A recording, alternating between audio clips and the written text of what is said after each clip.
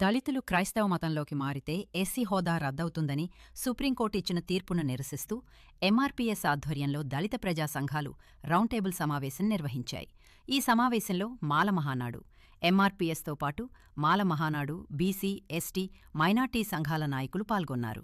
ఈ సందర్భంగా ఎంఆర్పీఎస్ వ్యవస్థాపకులు ఉసురుపాటి బ్రహ్మయ్య మాదిగ మాట్లాడారు.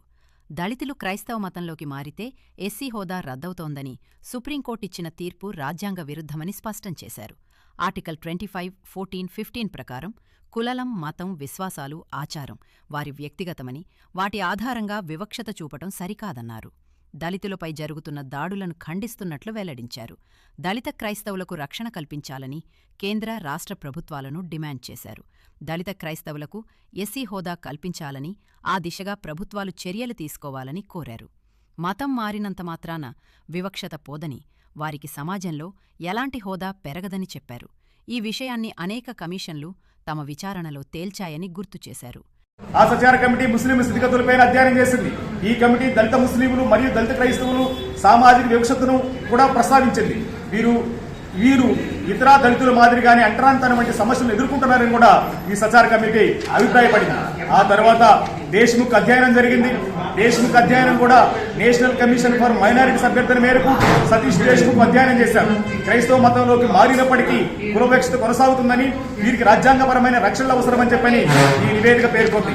వీటితో పాటు ఈ గవర్నమెంట్ అధికారంలోకి వచ్చిన తర్వాత, ఎన్డీఏ ప్రభుత్వ అధికారంలోకి వచ్చిన తర్వాత, నరేంద్ర మోడీ ప్రధానమంత్రి అయిన తర్వాత 2022లో జస్టిస్ కేజీ బాలకృష్ణన్ కమిషన్ ఏర్పాటు చేయడం జరిగింది. ఆ కేజీ బాలకృష్ణన్ కమిషన్ ప్రస్తుతం కేంద్ర ప్రభుత్వం సుప్రీంకోర్టు మాజీ ప్రధాన న్యాయమూర్తి ఉన్నప్పటికీ కేజీ బాలకృష్ణన్ నేతృత్వంలో విస్తృత కమిషన్ ఏర్పాటు చేసింది. ఈ కమిషన్ ప్రధాన ఉద్దేశం చారిత్రక క్రమంలో హిందూ, సిక్కు, బౌద్ధ మతాలకు కాకుండా ఇతర మతాలకు మారినటువంటి దళితులకు కూడా ఎస్సీ హోదా ఇవ్వచ్చా లేదనేటువంటి అంశాన్ని పరిశీలించడం జరుగుతూ ఉంది. అంటే ఎందుకు చెప్తా ఉన్నామంటే 1954లో అంటే ప్రెసిడెన్షియల్ ఆర్డర్ వస్తే 1953 నుంచి మొదలుకుంటే 2022 వరకు కూడా దాదాపు 7 కమిషన్లు పడ్డాయి, 7 కమిటీలు పడ్డాయి. ఈ 7 కమిషన్లు, 7 కమిటీలు మొత్తం కూడా దళిత క్రైస్తవులకు ఎస్సీ హోదా కావాలని చెప్పని సిఫార్సు చేసి రంగనాథ్ మిశ్రా కమిషన్ అయితే దాన్ని స్పష్టంగా చెప్పిన విషయాలు కూడా మేము గుర్తు చేస్తా ఉన్నాం. కానీ కమిషన్లు పడుతున్నా నేడు కేజీ బాలకృష్ణన్ కమిషన్ ఈ రోజు పెండింగ్ లో ఉన్నప్పుడు ఏ విధంగా సుప్రీంకోర్టు తీర్పు వస్తుందో సమాధానం చెప్పాల్సిన అవసరం కూడా కేంద్ర ప్రభుత్వానికి ఉందని చెప్పి మేము తెలియజేస్తా ఉన్నాం. కేంద్ర ప్రభుత్వానికి దళిత క్రైస్తవుల పట్ల, దళితుల పట్ల ఏమాత్రం చిత్తశుద్ధి ఉన్నా, భారత రాజ్యాంగం పట్ల, భారత రాజ్యాంగ వ్యవస్థల పట్ల ఏమాత్రం గౌరవం ఉన్నా తక్షణమే ఆ తీర్పుని వెనక్కి తీసుకునే విధంగా దళిత క్రైస్తవులకు రిజర్వేషన్లు కల్పించే విధంగా ముందుకు పోవాలని కోరుతూ ఉన్నాం. దానికి మాకు భారత రాజ్యాంగం హక్కు కల్పించింది. మేము రామాయణ భాగవతాల గురించి మాట్లాడడం, మహాభారతాల ఇతిహాసాల గురించి మేము మాట్లాడడం.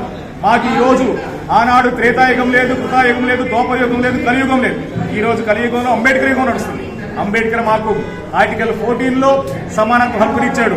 బాబాసాహెబ్ అంబేద్కర్ ఆర్టికల్ 15లో మతస్పరమైనటువంటి మాకు ఉండబడినటువంటి జాతి, కులం, మతం, జాతి, కులం, లింగం లేదా జన్మస్థల ఆధారంగా వివక్ష నిషేధిస్తూ పౌరులందరికీ సమాన హక్కులు కల్పిస్తూ మాకు ఆర్టికల్ 15 ఉంది.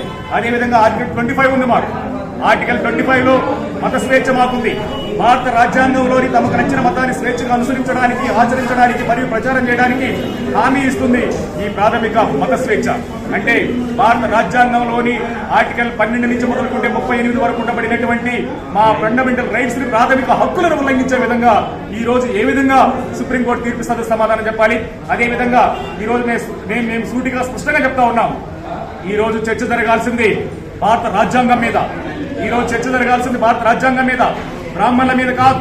ఒకనాడు నిజమే, ఒకనాడు బ్రాహ్మణులు ఈ సమాజంలో మనుధర్మము, వర్ణ వ్యవస్థను ఏర్పాటు చేస్తే, హిందూ ధర్మము, సనాతన ధర్మము, కుల వ్యవస్థను ఏర్పాటు చేసి మనల్ని చదువుకుంటే నాలుగు కోసి, చదువుకుంటే చెవులు శేషం కోసి, మూతికి ముంత కట్టి, మొదటి తాట కట్టి ఊరికి దూరంగా నెట్టివేయబడినటువంటి ఆ సమాజం నెట్టింది కనుకనే, ఆ హిందూ ధర్మం దూరంగా పెట్టింది కనుకనే క్రైస్తవ సమాజానికి దగ్గర కావడానికి ప్రారంభమైంది.